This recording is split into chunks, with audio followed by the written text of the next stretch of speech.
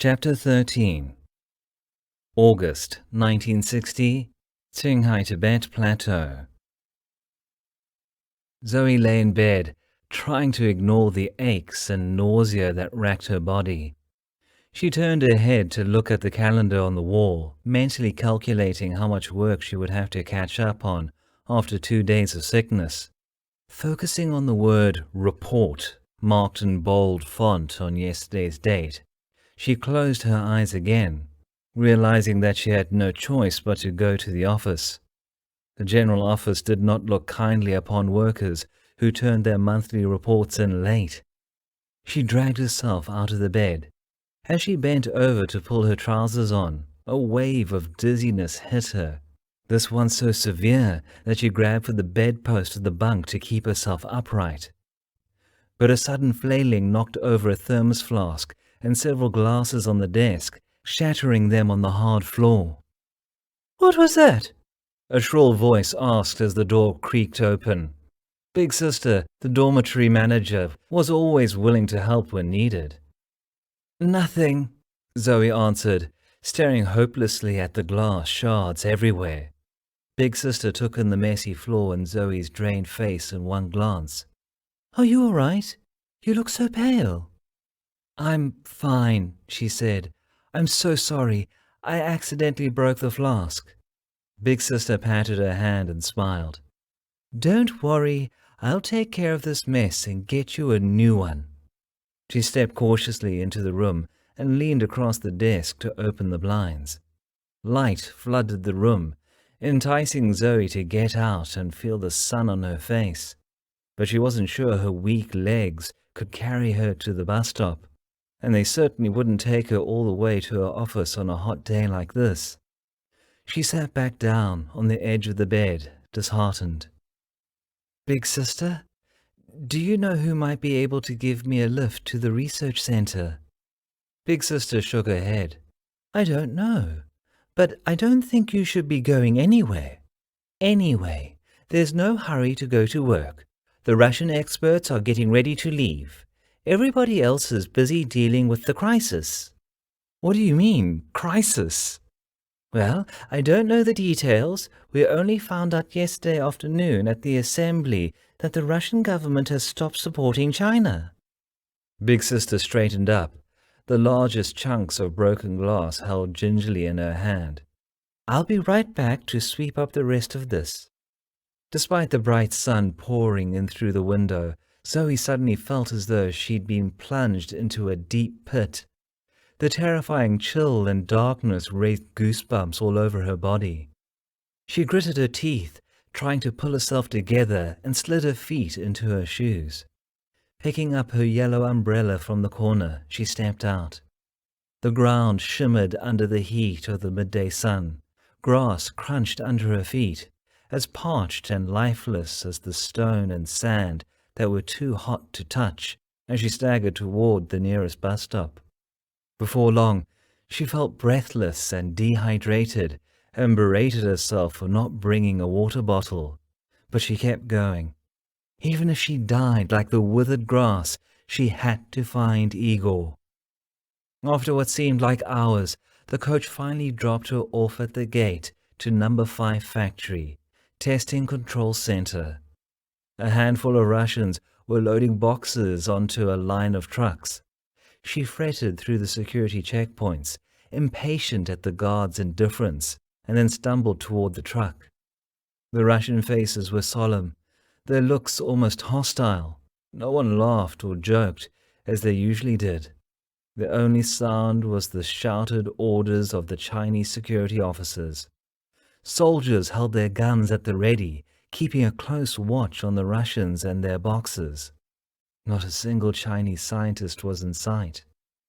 She went to each truck in turn, checking in both the cabin and cargo space. Panic rising in her throat, she turned toward the building. It looked like a war zone. Armed soldiers gave off a threatening presence at every corner, even in the laboratory, far outnumbering the few scientists on hand. She rushed into the cramped office, only to find his desk empty. As she turned to leave, Her glance fell on a familiar brown notebook among the piles of files and books at her work table. Igor had used it to write notes for his lectures to the Chinese staff. She snatched it up and flipped through the pages, looking for any last message he might have written her, but saw nothing. In frustration, she turned it over and shook it.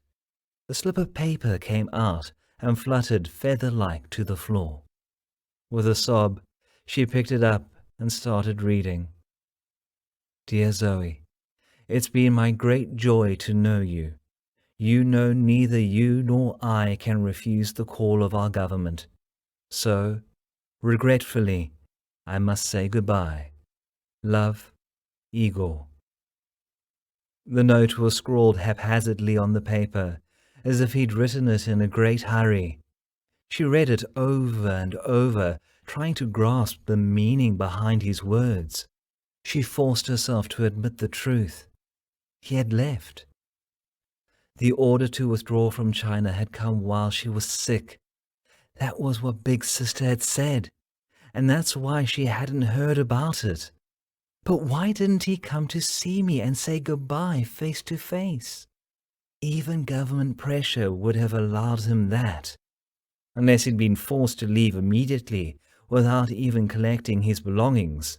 Or, what if he never really loved me? Never had he stopped spending time with her, paying attention to her, although he never actually said, I love you. Had he just been pretending for the past 2 years? She had to find out. She looked around wildly, seeking an answer. Everyone at the testing control center knew they were very close. Some people even joked about it with admiration, although neither of them had ever openly admitted it. A few Chinese workers gave her sympathetic glances. Some turned away, unconcerned by her distress, and some looked at her with undisguised disgust. She could almost hear the whispers, fraternizing with the enemy. But none of them volunteered any explanation. Catching the arm of her assistant, who was monitoring the Russians' packing, she begged, What's happening? Why are the Russian experts leaving? Socialist Russia doesn't exist anymore. Russia has become a revisionist country. So the two countries are no longer friends. They have pulled out all their research aid and technology support. Have you seen Igor? Not today. Zoe nodded and walked out, dragging her feet. At the door she saw a Russian with whom she'd worked, and she grabbed his sleeve. Simonov, why are they leaving so suddenly? I don't really know, he said, shaking his head in disbelief. We're only told that our government is too unfriendly and extreme leftist. So our government has recalled us, in order to distance ourselves from China policies. Has Igor already left? I don't think so.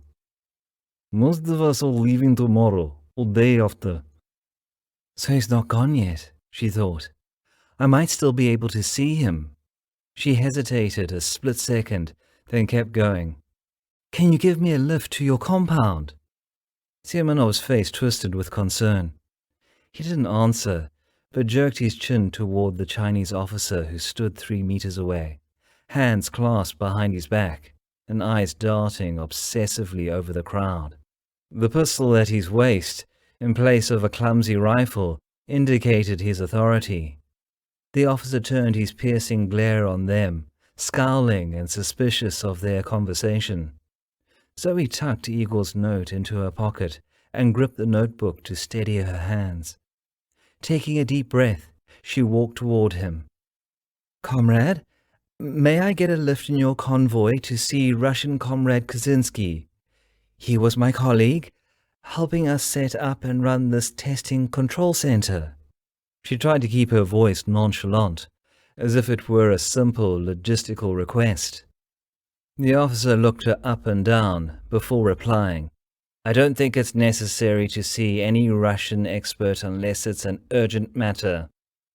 Yes, it's urgent. I need to return this notebook to him. He took the book from her hand and flipped through the pages. It was a typical notebook, with "Serve the People" in red Chinese characters on the cover, but the writing inside was all in Russian and English. His frown deepened. "I have to get permission from the General's Tower for this." Zoe waited, her fingers twisting together nervously. But the officer was back in less than 5 minutes. She was dismayed to see he no longer carried the notebook. "I will hand the notebook over to the General's Tower," he said with a sneer. "Now you have no need to visit the Russian compound." "But," she stuttered in disbelief, "but it was his." The army officer ignored her and walked away. Somehow Zoe found herself outside, staring blankly at the busy scene, unaware of the people moving past her. Not until the Russian convoy rumbled out of the gate did the last string of hope that held her together break. Behind the motorcade, a cloud of dust rose up and engulfed her tiny body. Nobody noticed when she collapsed amid the swirling dust.